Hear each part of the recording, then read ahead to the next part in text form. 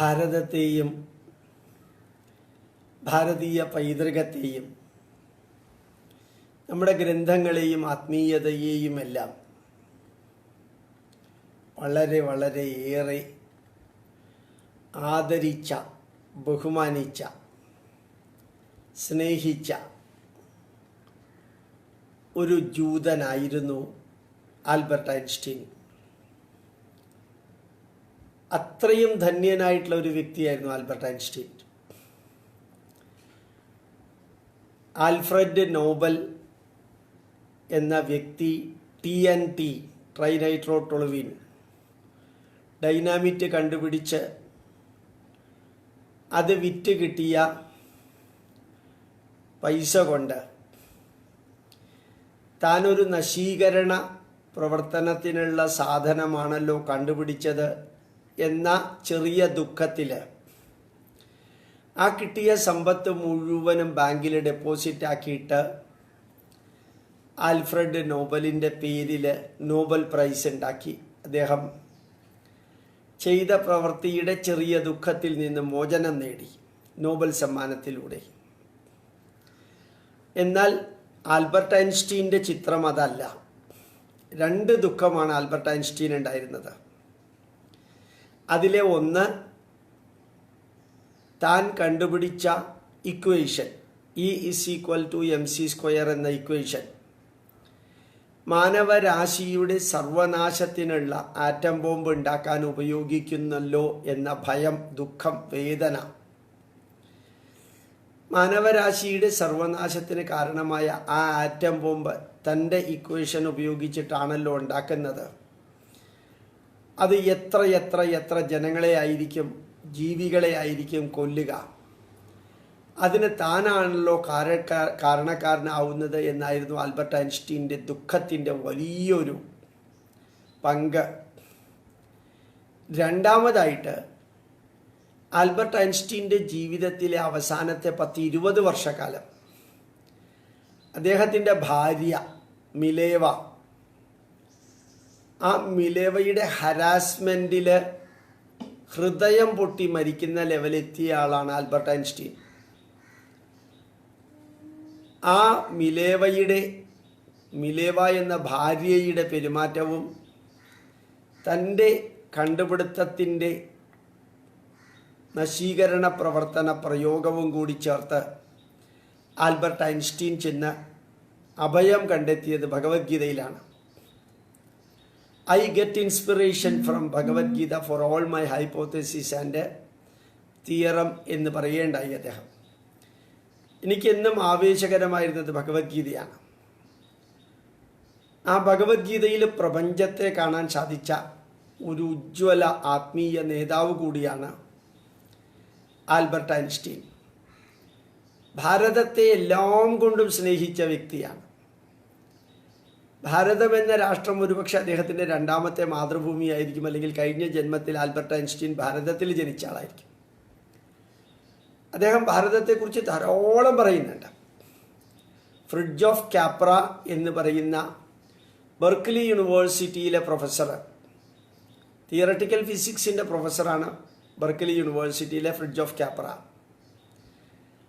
ആ Fritjof Capra എഴുതുകയുണ്ടായി, "It is not surprising that Einstein carried with him the Bhagavad Gita for the last 10 years of his life."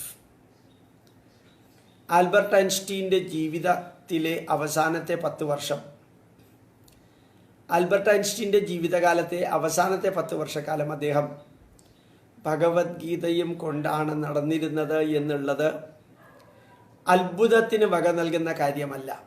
കാരണം അത്രയും അദ്ദേഹം ഭാരതവുമായിട്ട് ചേർന്നിരുന്നു. അത്രയും അധികം മറ്റ് ശാസ്ത്രജ്ഞന്മാർ, ഹെയ്സൻബർഗും ഷ്രോഡിംഗറും റോബർട്ട് ഓപ്പൻഹീമറെ പോലെയുള്ളവരും ഫ്രിഡ്ജ് ഓഫ് കാപ്രയെ പോലെയുള്ളവരുമായിട്ടുള്ള അനവധി വ്യക്തികൾ, ഹെയ്സൻബർഗിനെ പോലെയുള്ളവരെല്ലാവരും ആറ്റമിക് ഫിസിക്സിലെ ശാസ്ത്രജ്ഞന്മാർ ഭാരതത്തിലെ ഉപനിഷത്തുക്കളുടെ ആരാധകരായിരുന്ന കാലത്ത് തന്നെയായിരുന്നു ആൽബർട്ട് ഐൻസ്റ്റീനും അപ്രകാരം ആരാധകനായത്. ആ ആൽബർട്ട് ഐൻസ്റ്റീൻ്റെ ഒരു തേൻതുള്ളികൾ എന്നൊരു സന്ദേശം we owe a lot to the Indians. നമ്മൾ ഭാരതീയരോട് ഒത്തിരി അധികം കടപ്പെട്ടിരിക്കുന്നു. Who taught us how to count? എങ്ങനെയാണ് സംഖ്യകൾ ഉപയോഗിച്ച് എണ്ണമെടുക്കേണ്ടത് എന്ന് നമ്മളെ പഠിപ്പിച്ച ഭാരതീയരോട് നമ്മൾ ഒത്തിരി അധികം കടപ്പെട്ടിരിക്കുന്നു. Without which no worthwhile scientific discovery could have been possible. സംഖ്യാപ്രയോഗവും എണ്ണാനുള്ള കഴിവുകളും അക്കങ്ങളും വലിയ വലിയ സംഖ്യകളും അതെല്ലാം വളരെ ലാഘവത്തോടുകൂടി പ്രയോഗിക്കാൻ നമ്മളെ ഭാരതീയർ പഠിപ്പിച്ചില്ലായിരുന്നെങ്കിൽ യഥാർത്ഥത്തിൽ നമുക്ക് ഈ ബാക്കി കണ്ടുപിടുത്തങ്ങളൊന്നും ഒരു തരത്തിലും സാധിക്കുമായിരുന്നില്ല. യജുർവേദത്തിൽ ഒരു ജോമെട്രിക്കൽ പ്രോഗ്രഷൻ പറയുന്നുണ്ട്. യജുർവേദം എന്ന് പറയുമ്പോൾ BC 4000 BC 5000 ആദവും അവയും ഒക്കെ ജനിക്കുന്നതിന് എത്രയോ മുമ്പാണ്. ആ യജുർവേദത്തിലെ ഒരു ജോമെട്രിക്കൽ പ്രോഗ്രഷൻ ഏകം ച ദശം ച ദശം ച ശതം ച ശതം ച സഹസ്രം ച സഹസ്രം ച ആയുധം ച അയുധം ച പ്രയുധം ച പ്രയുധം ച നിയുധം ച നിയുധം ച അർബുദം ച അർബുദം ച ന്യർബുദം ച എന്ന് പറഞ്ഞ് ഇങ്ങനെ ആ നമ്പർ പോവാണ്.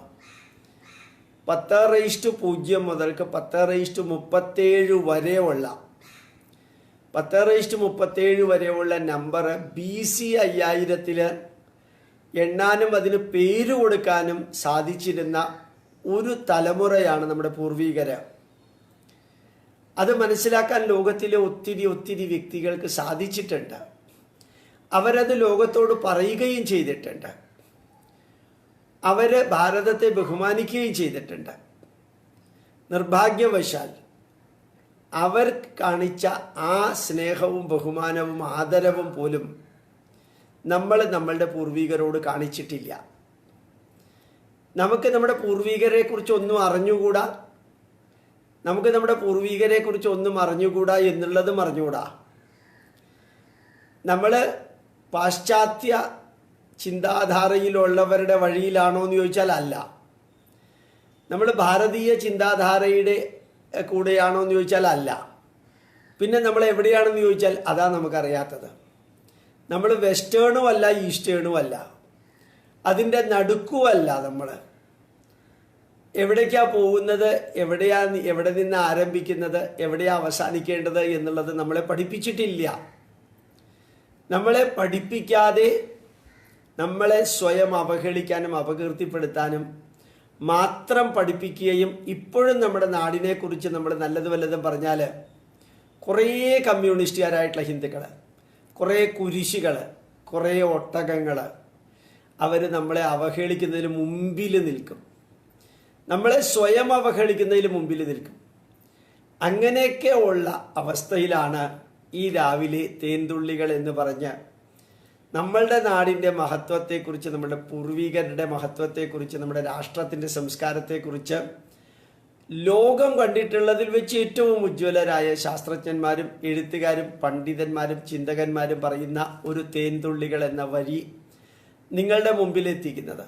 എത്ര പേർക്കത് പ്രയോജനപ്പെടുന്നുവോ അത്രയും അവർ പ്രയോജനപ്പെടുത്തട്ടെ എന്ന് പറഞ്ഞിട്ടാണ് ഇത് നിങ്ങളുടെ മുമ്പിൽ സമർപ്പിക്കുന്നത്. ഒന്നുകൂടി ഞാൻ വായിക്കാം. ആൽബർട്ട് ഐൻസ്റ്റീൻ പറഞ്ഞത്, "We owe a lot to the Indians who taught us to count, without which no worthwhile scientific discovery could have been possible."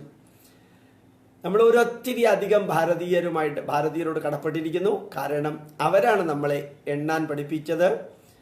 എണ്ണാൻ നമ്മൾ പഠിച്ചില്ലായിരുന്നെങ്കിൽ ലോകത്തിലെ ഒരു കണ്ടുപിടുത്തവും പ്രയോജനപ്രദമാകുമായിരുന്നില്ല. പ്രയോജനപ്രദമായ ഒരു കണ്ടുപിടുത്തവും നടത്തുവാൻ നമുക്ക് സാധിക്കുമായിരുന്നില്ല. അതുകൊണ്ട് നമ്മൾ ഭാരതീയരോട് കടപ്പെട്ടിരിക്കുന്നു. പ്രണാമം, നമസ്കാരം.